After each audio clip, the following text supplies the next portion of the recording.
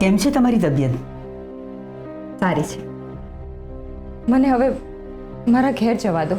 કેમ, દીકરીના ઘરે નથી રહેવું? અરે હા, તમે તો આમના ઉપર ગુસ્સે થયા છો, અબોલા લીધા છે ને? જો કે કેસર બહુ એવા જ છે, હંમેશા ભૂલો કરે છે અને પછીથી સોરી કહી દે છે. જુઠ્ઠું પણ બોલે છે. તમે અબોલા લીધા એમાં તમારો કાંઈ જ વાંક નથી. અમે પણ ઘણી વખત એમની સાથે નથી બોલતા. એક સમય તો એવો હતો નિર્મળાબેન કે અમે કેસર વહુનું મોઢું પણ જોવા નહોતા માંગતા. છે અમુક અવગુણ છે એમનામાં, અને એના માટે તમે ગુસ્સે થાવ, અબોલા લો, એમાં અમને જરા પણ વાંધો નથી. પણ અત્યારે તમે જે કારણસર ગુસ્સે થયા છો એ કારણ યોગ્ય નથી. પોતાની જ દીકરીએ પોતાના પિતા વિરુદ્ધ ડોમેસ્ટિક વાયોલન્સની કમ્પ્લેન નોંધાવી એ તમને નથી ગમી. તમારી લાગણીને અમે સમજી શકીએ છીએ, પણ આટલા વર્ષોના અનુભવ ઉપરથી અમે એક સીધી અને સચોટ વાત કહીએ છીએ કે દરેક પતિ પરમેશ્વર નથી હોતા.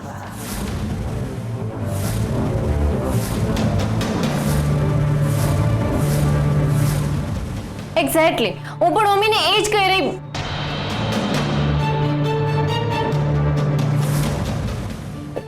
સોરી. નિર્મળાબેન, આપણા બંનેની વાર્તા કંઈક સરખી જ છે. આપણને પતિ મળ્યા, પણ બંનેમાંથી એકેય પરમેશ્વર નહોતા.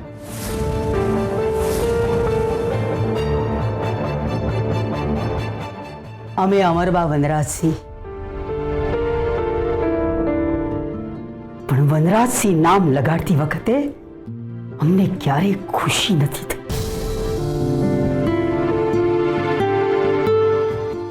ઘણી સ્ત્રીઓ ભાગ્યશાળી હોય છે કે જેમને ગૌરવશાળી પતિ મળતા હોય છે, પણ કમનસીબે આપણને એવા પતિ ન મળે. જોકે અમારી એવી કાંઈ અપેક્ષા પણ નહોતી કે અમારો પતિ આમ સુપર હીરો હોવો જોઈએ, પણ હા, કર્મનિષ્ઠ હોવો જોઈએ. મહેનત કરીને પોતાના પગ ઉપર ઊભા રહેવાની આવડત અને ધગશ હોવી જોઈએ. આપણી સાવ સાદી અને નાની અપેક્ષા હતી, એ પણ પૂર્ણ ના થઈ શકે. વિક્રમસિંહ અને વનરાજસિંહ બંનેને વડીલો પાર્જિત મિલકત મળી એટલે બંનેના શરીરે કાટ લાગી ગયો. સંપત્તિના લીધે બંને નિષ્ક્રિય થઈ ગયા. આપણા નસીબમાં 3 બાળકો. તમે તમારા બાળકોનો પેટનો ખાડો પૂરવા માટે નાનો ગૃહોદ્યોગ શરૂ કર્યો, અને અમે વડીલો પાર્જિત જમીનદારી કારખાના જે વર્ષોથી દેવામાં ડૂબી ગયા હતા એને ઊભા કરવાના પ્રયત્નોમાં લાગી ગયા. વ્યાજ વગરનું આપણું જીવન બાળકોને મોટા કરવામાં ખર્ચી નાખ્યું. અહીં સુધી થોડે ઘણે અંશે આપણી વાર્તા સરખી છે, પણ પછી આ વાર્તા અલગ થઈ જાય છે, કારણ કે અમે દરેક પરિસ્થિતિમાં અડીખમ ઊભા રહ્યા, વિરોધ કર્યો. એટલે કે અમારા પતિનું અમે ક્યારેય અપમાન નથી કર્યું, પણ હા, અમે અમારું સ્વમાન જાળવી રાખ્યું. પણ નિર્મળાબેન, તમે થોડા ડગી ગયા. તમને તમારો ગૃહ ઉદ્યોગ બંધ કરવાનો કહ્યો, તમે દબાવમાં આવી જઈને બંધ કરી દીધો. આ તો કેસર વહુ હતા કે જેમણે ગૃહ ઉદ્યોગ ચાલુ રાખ્યો, બંધ થવા ના દીધો. તમે તમારું સ્વમાન ના જાળવ્યું નિર્મળાબેન. પતિએ જે કહ્યું એ માની લીધું તમે. મમ્મી આ લે તારી લોટરી. લોટરી? ચેક? 30,000 નો. તારે આ પૈસામાંથી જે કરવું એ કર, પણ સૌથી પહેલા ખબર છે શું કર? તારું પેલું જે મંગલસૂત્ર ગીરવે છે ને એને છોડાવેલા. નિર્મળાબેન, આપણા સ્વમાનનું રક્ષણ આપણે જ કરવાનું હોય છે.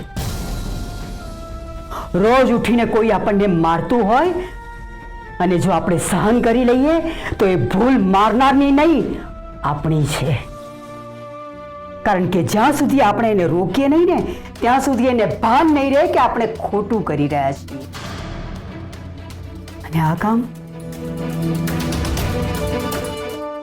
આ કામ તમારી દીકરીએ કરી બતાવ્યું.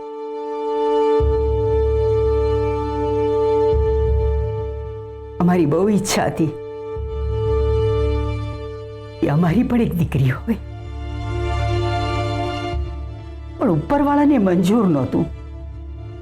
નસીબદાર છો નિર્મળાબેન કે તમારે 3 દીકરીઓ છે, અને દીકરીઓ પણ કેવી હોશિયાર, નીડર, એ જે પોતાના પિતા સાથે નહીં તમારી સાથે, તમારા પડખે ઊભી રહી છે.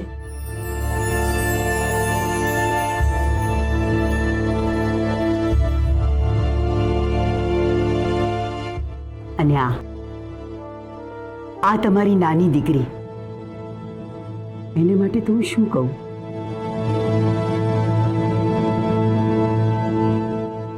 જનરલી કેસરવા ઉતાવળે ને પોતાની જાતે નિર્ણય લેતા હોય છે, પણ આ વખતે એમણે એવું નથી કર્યું. એમની બહેનો સાથે ચર્ચા કરીને પછી નિર્ણય લીધો છે. હા, આ અમને ગમ્યું. એટલે અમારી દ્રષ્ટિએ એમણે જે કંઈ પણ નિર્ણય લીધો છે એ એકદમ યોગ્ય છે. એમની જગ્યાએ જો અમે હોત ને તો અમે પણ અમારા બા માટે આ જ પગલું ભર્યું હોત.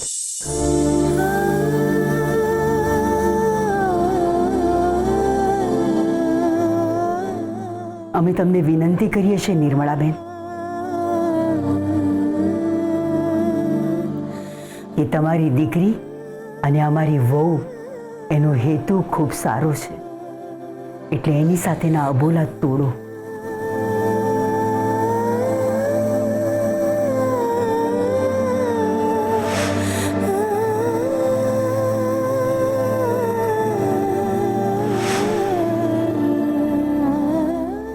કેસર, તું બહુ મોટી થઈ ગઈ છે.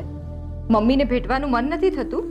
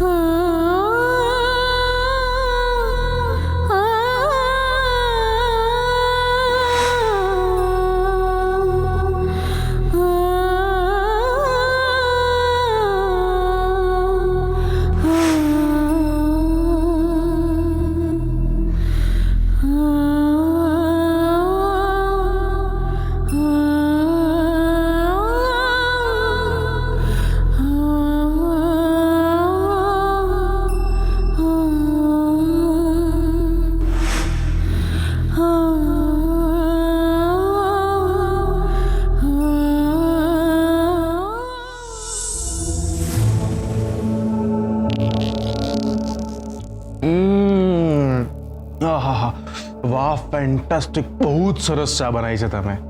આહા, ખરેખર ખરેખર તમારા હાથમાં જાદુ છે. Thank you. નાસ્તો પણ લો ને સર. હા, આ છે ને આ બિસ્કિટ મારા ફેવરેટ છે.